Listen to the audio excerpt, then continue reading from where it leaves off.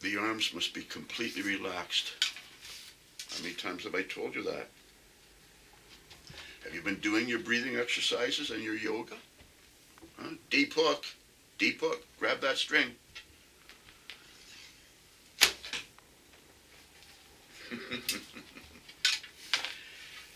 It's got to be fun, you know. If it's not fun, quit. But, good. But that's the idea. Arrow alignment, tip on, bring the back on. I'm no longer anchoring way back here or behind my eye. I keep everything in front of my eye, like Horace said. Okay, so I have no interest in this long draw. If you like that, you get a bow like that, and you do that. But good. It gets faster and smoother as time goes on, you know. But that's just something that I have to show you. Out of ammo. I guess I better go get some ammo. Back in a minute. Okay, my friends, this is another bow. This bow I made. It's made out of hickory. It's about 1 3/4 inches wide for about 18 inches, and then it tapers into a point that's about 3/8 to 1/2 an inch. Okay, it's got the pith bark on it, but you know, you can see it's all been carved on the inside, but not on the outside.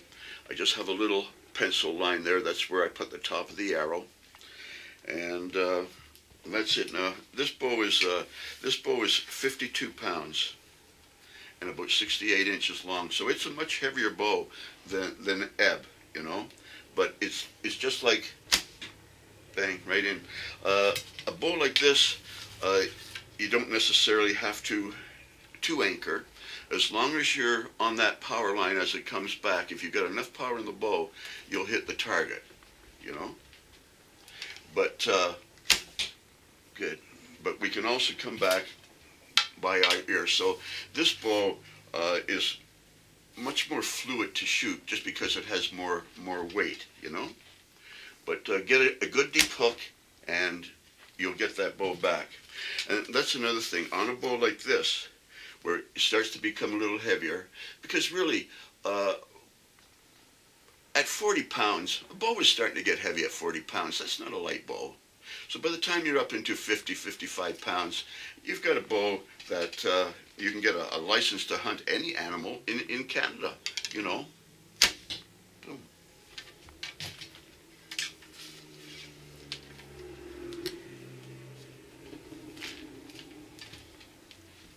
But you just have to, you know, get that deep hook. That's the thing with a bow like this.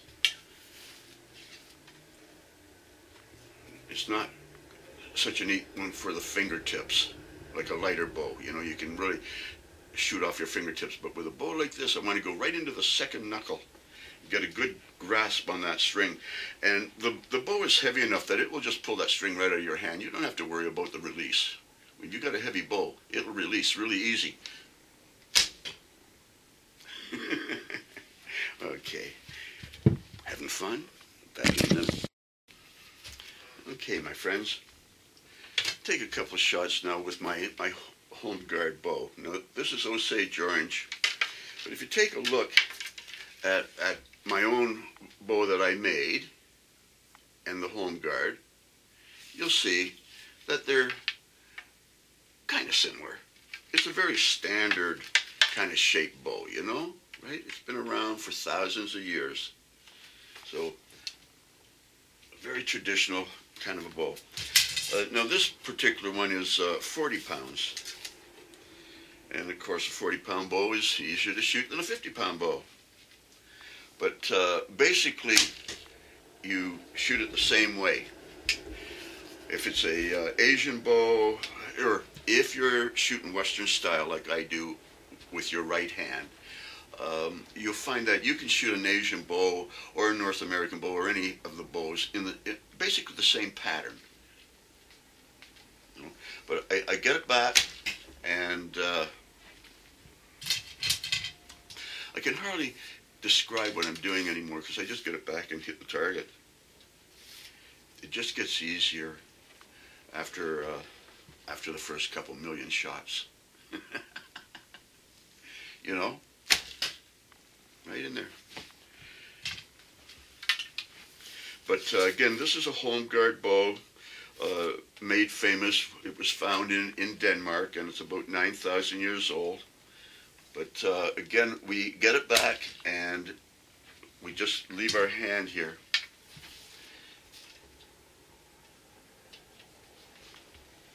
So I hope you're getting something out of this, but the point is on, and it's on.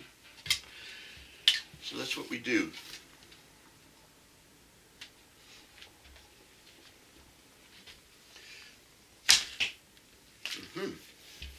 Okay, so that's the kind of thing that I have to tell you about. Oh yeah, and I like to put magic on my bows. So I guess, can you see this? On this bow, we have this little ancient magical mark. You know, even this one, you can see it has the little scrolls like you would see on ancient temples or rock carvings. And of course, even on that, you'll see that I have a little bit of a magic mark on it.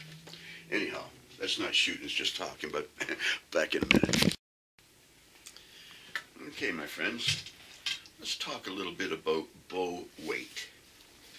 Horace Ford, I have a lot of respect for Horace Ford, and he said that he didn't see much benefit in any bow over 62 pounds. After 62 pounds, the bow got heavier, the arrow got heavier, but it didn't shoot better. It was just a heavier bow and a heavier arrow.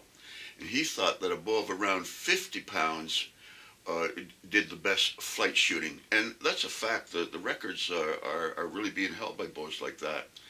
So my impression is that a bow of about 55 pounds is the maximum that you should shoot if you want to hunt polar bear or anything. About 55 pounds with the right arrow will drive an arrow really, really good. That was good. So that's what he thought. He said he saw many people that could shoot an 80-pound bow without any problem, but they couldn't shoot it accurately. So, you know, being a weightlifter, oh, I can shoot a 100-pound bow, 120-pound bow, great. But there are other ways of shooting with a slightly lighter bow. Because I'll tell you, a 40-pound bow is not a light bow. 40 is just a number. Right on. 40 is just a number. The lightest bows on the Mary Rose were about 45 pounds. That was the lightest ones. Get a nice deep hook. What can you say? But Horace Ford shot a bow of 50 pounds weight, and he said that he saw a gentleman from Turkey that had a 47-pound Asian bow, and it was shooting great. So those were the weights that he talked about, you know.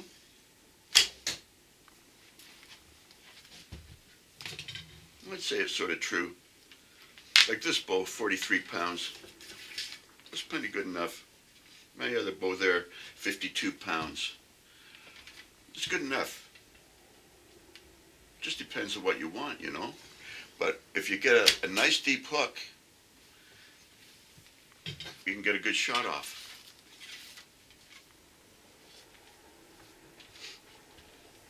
But that's what Horace sort of said about weights, you know. Okay, back in a minute. Okay, guys, I kind of like my bow. It's kind of pretty, isn't it? Really, kind of natural. I made a bit of a mistake, though, I'll tell you. You see how? Can you see this? I've grooved.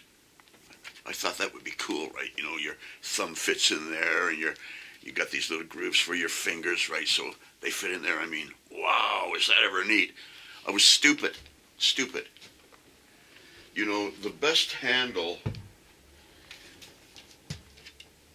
is a straight up and down handle like that. Just like the branch of a tree. Straight up and down. You know? Straight up and down like that. Doesn't hurt your hand at all. But when I got the brainwave and did that, that little curve puts a little bit of pressure right into my thumb in here. So I put a little more pad on my glove. But if I hadn't done that, it would be a perfect little bow. But it has a little bit of hand shock because of that, which I've compensated for. But anyhow, what can you do? You know? Often the simplest way is really the best way, you know?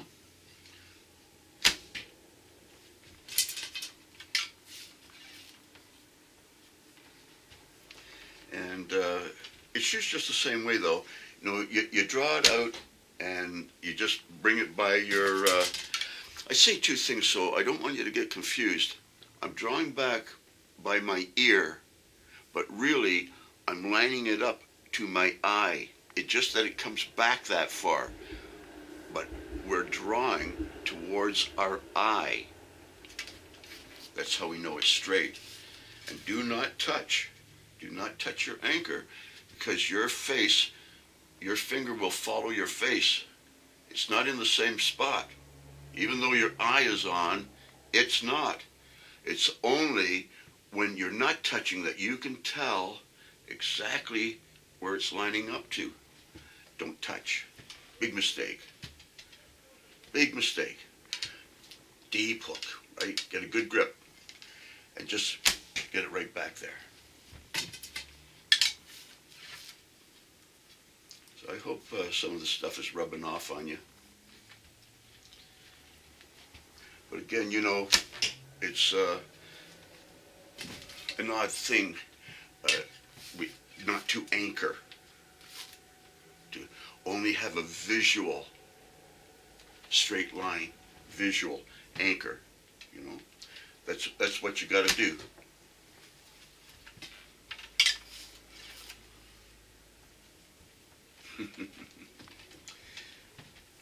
But that's it. That was a sweetheart. Anyhow, back in a minute, boys. Okay, guys, so now we're going to shoot our maple bow. And I made this bow. I just went into the forest and I got myself a sapling that's about as big as my hand. And I carved the bow out of that. So it's quite primitive. You can see all the knots and that. It's kind of neat. Now, as primitive as this bow is, it shoots just as good as the others. As long as I don't anchor. If I don't anchor and I just line it up, you know, just like we do with the other ones, it shoots fine. It shoots just fine. So get your deep hook, get it way back, get it high.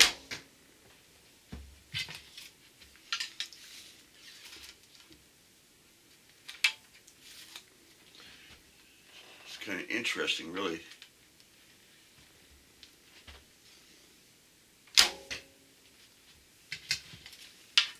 Stand back so I don't whack the camera. But yeah, as primitive as this bow seems to be, and you can see there's no shelf or anything like that, and it's made out of local maple, just a local tree. But it really shoots good.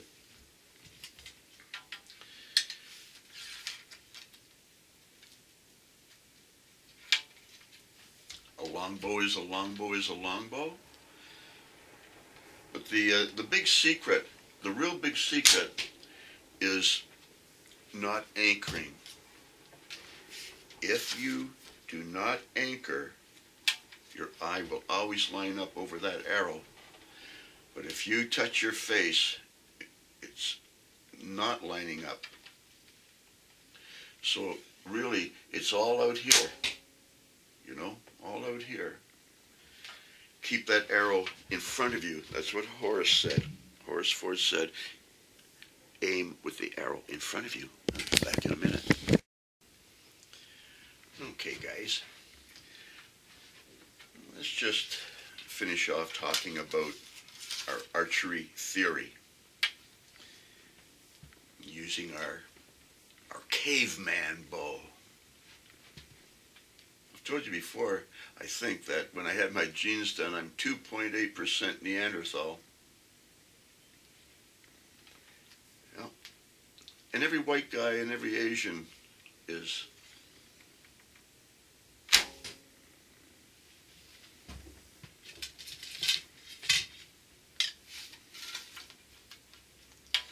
And of course, we all have black genes, you know, because black guys came from Africa up into Europe the last time, anyhow, and the Neanderthals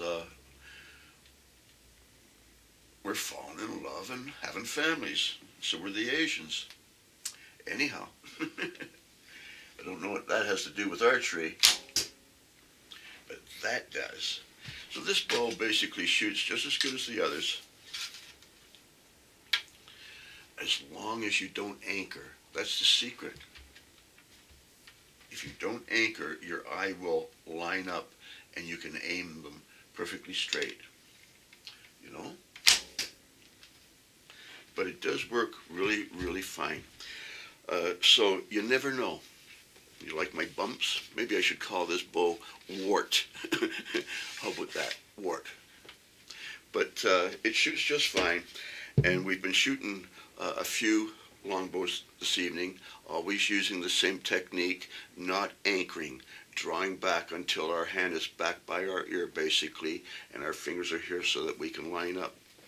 And that's about it. So anyhow, we'll call it a night. But I just want you to see, you know, that's a primitive bow.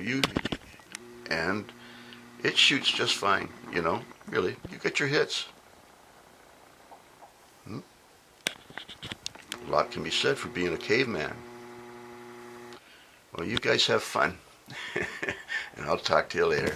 Bye now.